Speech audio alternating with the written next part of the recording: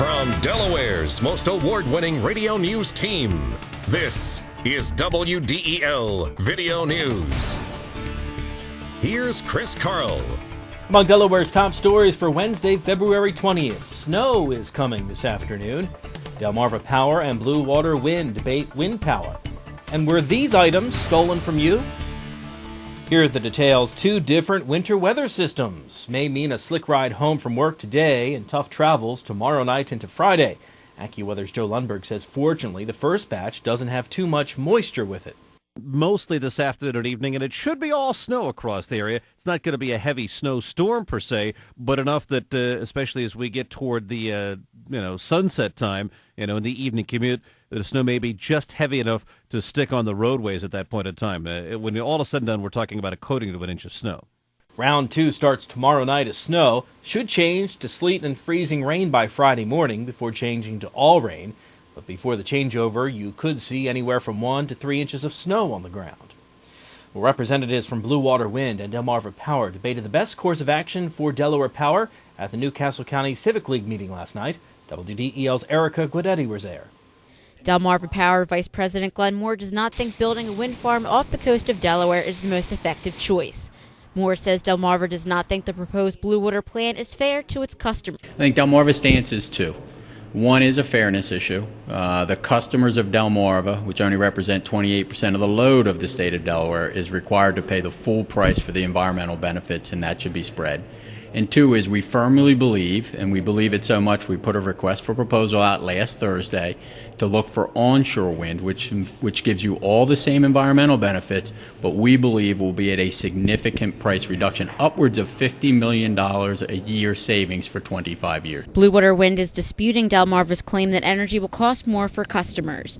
Blue Water Wind Delaware Project Director Rob Probst insists that they will be cheaper and better for Delaware. Probst feels Delmarva Power is attempting to change things too late in the game. Delmarva Power is talking about, now that it looks like we're close to the finish line, changing the rules of the game and suggesting that maybe we look to add a state for generation.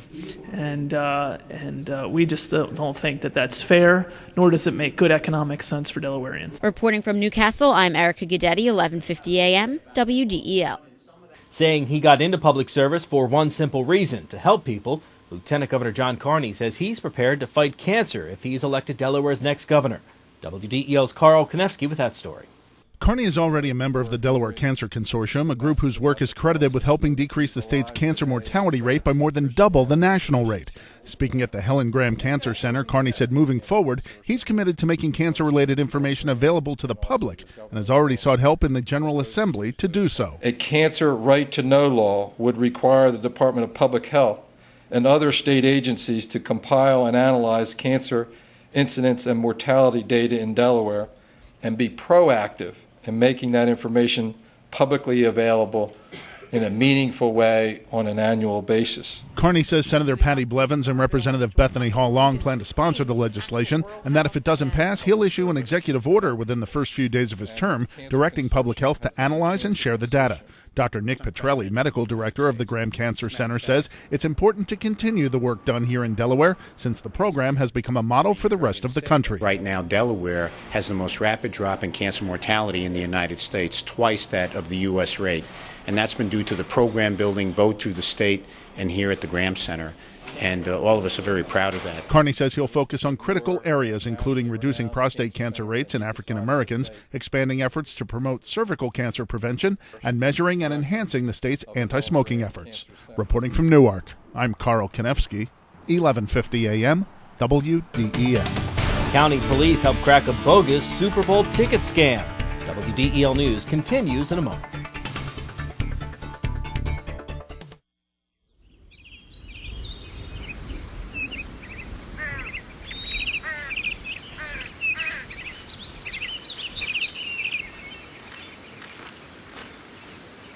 As you look for your college experience, make sure you look at Wilmington College, your key to success.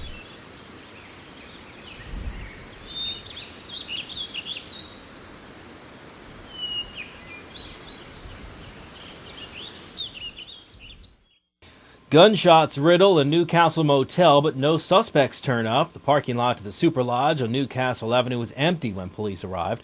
All of the bullets were shot from the parking lot into several unoccupied rooms. 9 shell casings were found. Cracking a bogus Super Bowl ticket scam has netted a big payday for 3 local investigative agencies. Newcastle County Police, along with the U.S. Postal Service and Secret Service, each received checks for more than $300,000 Tuesday. County Police Chief Rick Gregory says his agency got involved after being contacted by a man from Illinois who had lost money in the scam. The victim had sent his payment to a bank account here in Delaware. This case really just sends a clear message to would-be people who are going to scam and defraud, whether it be on the internet or whether it be something in the mail or whether it be you and I going into a post office or a store to make a purchase based on something we get in the mail or a store item. These types of crimes, while maybe aren't violent crimes, certainly do impact people's feelings of being safe and secure in their own identities and certainly their financial side.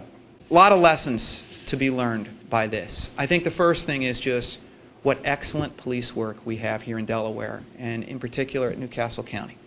We really have an outstanding police force, our second largest police force. And it doesn't get any better than what we witnessed today. The people who purchased the bogus tickets also received restitution from the $1.4 million settlement of the case. You still have a chance to see if Wilmington police recovered some of your stolen property after cracking a local fencing operation. WDEL's Carl Konevsky reports. The items will be on display Wednesday from 10 in the morning until 3 in the afternoon at 1204 East 12th Street in Wilmington. About 300 items were confiscated when police broke up the fencing operation late last year. The assortment of goods include electronics, power tools, jewelry, and other miscellaneous household. 3 local football teams win postseason honors. WDEL Sports and your Delaware AccuWeather forecast coming up.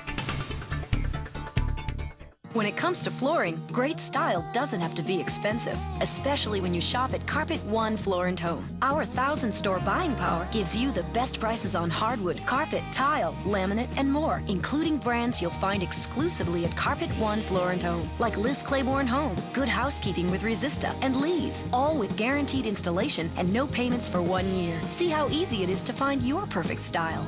Shop in store, online, or in-home, only at Carpet One Floor & Home. WDEL Sports, the Flyers' losing streak has reached 8, losing to Ottawa last night 3-2 in a shootout. Marty Biron had 33 saves for the Flyers, but only 1 in the shootout. The Flyers host San Jose tomorrow night. The Sixers' 5-game winning streak is over, losing to Minnesota 104-88. The Sixers hurt themselves at the foul line, hitting just 17 of 30. The Sixers hosting the New York Knicks tonight. And in college football, Delaware, Wesley, and Westchester all received honors last night. WDEL's Len Holmquist reports. The Eastern College Football Awards banquet was held Tuesday night at the Meadowlands Sports Complex in North Jersey.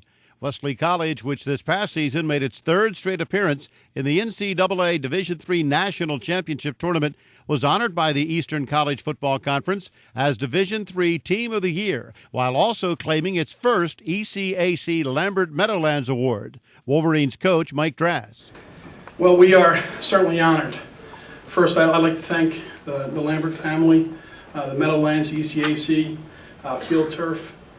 We're 28-2 since Field Turf was put in our field. I don't know if it's a turf or smart scheduling, but we're truly honored to be here. The University of Delaware earned its 19th Lambert Meadowlands Cup and was the ECAC Championship Subdivision Team of the Year after its postseason run that saw the Blue Hens play in the FCS title game.